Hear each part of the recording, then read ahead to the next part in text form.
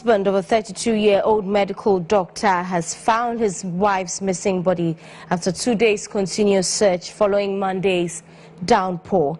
The deceased doctor, Aya Hayfron, has been deposited at the police hospital morgue. She was swept away by floods around the Peshi Lagoon on her way home from church. Monday, June 18, Accra recorded the highest rainfall of about 40 millimeters since the rainy season began. The rains displaced at least 300 residents across the metropolis, destroying properties worth thousands of cedis and also claiming at least 7 lives. One of the victims is 32-year-old Aya Hayfron, who was reported missing by relatives in the early hours of Tuesday morning after the rains. Led by her husband, the family launched a search to find her. Yes. With little success on Tuesday, July 19, the family gathered again with officials of NADMO, the police and military to continue the search on Wednesday morning.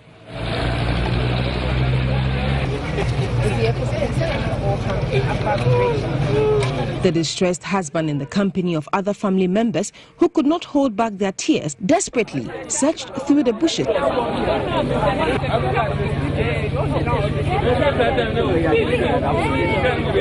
After hours of search, the husband, together with residents and other officials of NADMO, found the body about 200 meters from the accident scene, covered in debris.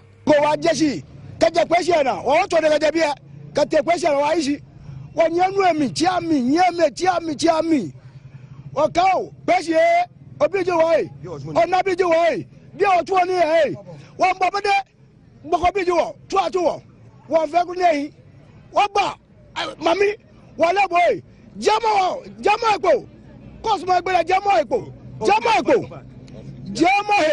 ekpo. One pound, about it, I go on it, I will know it. Why, you got to know about it. Why, you got to walk to me and not let any. Oh, now, Mammy. The family has, however, deposited the body at the police hospital mortuary for preservation. Meanwhile, Director General of NADMO, Ajiman Prempe, in an interview said the incident was rather unfortunate and cautioned the general public to be vigilant in this rainy season. I keep on telling Ghana that when it is raining and you're driving, the gravity power of water, the movement of water is very high than any car, even if it's an articulated vehicle. So when it is raining and there's water, don't drive through it, because you can't challenge the power of the movement of water. Unhappy residents say the bridge where the incident occurred has been a major concern to them for years now. They have complained severally to authorities, but nothing has changed. One of the embittered residents told the news team that the doctor is the 4th victim on that stretch, and she definitely won't be the last if nothing is done. Demo bridge in the form. The person who pay bridge in Mukakrama because so to a facas and then your mind is going to pay a bridge in Mumaya. Can how many be through my and yes, Roman pay a bridge in Mukakrama. Got an Ukromoya or so by Nina, got an issue, and so to a buffaman for fear, and they got an in Mupega got an Mukakran Cosromai. Average in here very down or on site. And yet, when your first time, so about 3 or 4 people go on on side. Until I was almost your number, my and yes, I. Essentially to that place in I just watching my what I got down. More than a year so in the assembly my MP I as some still the same thing. The rescue team, together with the police, have removed the deceased damaged car from the lagoon where the incident occurred. Aya Hayfron left behind a husband and a 15-month-old baby boy.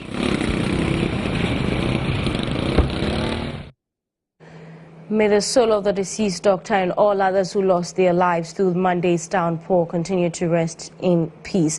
And there are still fears that the death toll for Monday's rain could rise. Already 8 persons have been confirmed dead. The bodies of 2 children aged 3 and 7 have been retrieved by residents of Keseman here in Accra. And NADMO officials fear that more lives may be lost. On Wednesday afternoon, residents of Kisaman found the bodies of 2 children who were reported missing by their parents after Monday's heavy downpour. The 2 girls, aged 3 and 7, were living with their mother when the sad incident occurred. Father of the 7-year-old Al-Hassan says a distress call was placed to him announcing that his daughter, who was living with her mother and a step-sibling, had gone missing. So when the rain started, they couldn't move from there. So before we heard the news, the water took the 2 of them. In a desperate attempt to find the children, residents came together to search for them. The 3-year-old was found. Persistent search gave out the body of the second child suspected to be the 7-year-old, but the group that found her demanded money from the parents. NADMO officials, together with the assemblyman of the area, took over the search as more rescue team members were deployed from NADMO. The assembly expressed worry about this devastating incident. The last time we have this type of disaster was about 4 years ago. So then after then, almost every year they desilt the dredge. You know, they take the silt and all those stuff so that when the volume of water is very high, it can go through. But for 4 years now, we've done everything possible for it to be dredged, but we didn't get any answer. The news team discovered that the Odo River, which had risen, was heavily choked with waste. The water from the river entered homes, rising as high as 90 meters above ground. Houses that were close by were heavily affected, and as at Wednesday afternoon, affected families were gathering the remains of their properties. It was, however, unclear why people would wish to risk their lives by building close to bridges. According to the assemblyman, residents here were asked to vacate the premises about 4 years ago, yet not a single one of them made any effort to do so. As an assembly member, I represent them. Mine is to make recommendations or advice, yes, for which I have done. And so now the onus lies on the higher authority, that is the assembly and probably the NADMO national. So they can come out with a relocation package or whatever. I believe with what happened, now those who are closer to the drain, now they've seen it for themselves. So it wouldn't be difficult for them vacating the place for now. This worrying phenomenon was also observed at Teshi Rasta, where residents had built close to a bridge which is in a deplorable state. NADMO Director Nana Ajiman said the disaster management body plans to demolish all structures sitting on waterways. We, per the laws of this country now, we don't have the power to demolish any structure.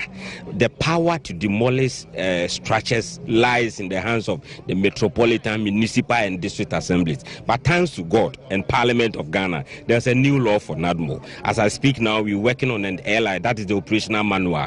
I believe strongly that by the end of the year, we will finish with our LI, and NADMO will have powers to demolish. And trust me, you will see what will happen. The general public is, however, being cautioned to take care, especially as Meteo is warning of more rains.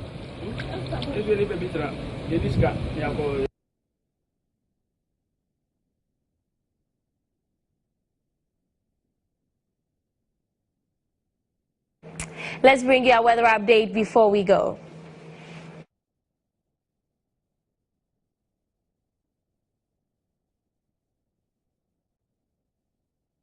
To other news, the General Secretary of the Opposition National Democratic Congress, Johnson Esiedun Ketia, has distanced the party from an open apology rendered to former President Jerry John Rawlings during a June 4th commemorative event at Medina by NDC Vice Chairperson Anita Desoso. In an interview with GH1 News on Wednesday, the General Secretary of the party said the National Women's Organizer of the party acted unilaterally.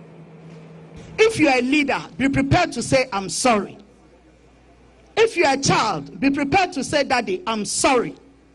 So I will take this opportunity on behalf of the party to kneel down before my dad. Please, forgive us. Let's come together to build this country. Thank you very much. That was like a reconciliatory speech from you. Yes, it is. So was it coming from you alone, or it was coming from the party? I'm talking about the point where you knelt down to apologize to the founder of the party. You know, as a mother and also national vice chairperson of our dear party, I know what I'm saying, and I know a lot of things that we have discussed. So this comes from my heart and from the party as a whole, because we need to come together as a family in order to win the election. Not only election, but to become stronger than before. So when did the party realize that the time has come for it to build some level of reconciliation with the founder? Because it's something that he's been talking about for years, and it appears nothing has been done about that. Maybe if it was done earlier, the party wouldn't have found itself in this particular situation. What do you think? God's time is the right time.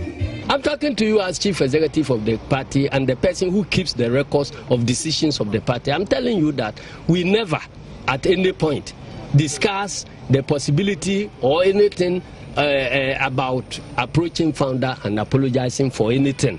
And as we speak now, nobody knows the offense for which Anita was apologizing. And she did it after she said that we brought her to a meeting trying to find out what offense she was referring to. She couldn't answer. So we considered it to be her personal issue with the founder. Welcome back. The Inter-Party Coalition for National Sovereignty is calling for an independent probe to investigate the presidency following a NAS's investigative piece that exposed huge corruption in Ghana football.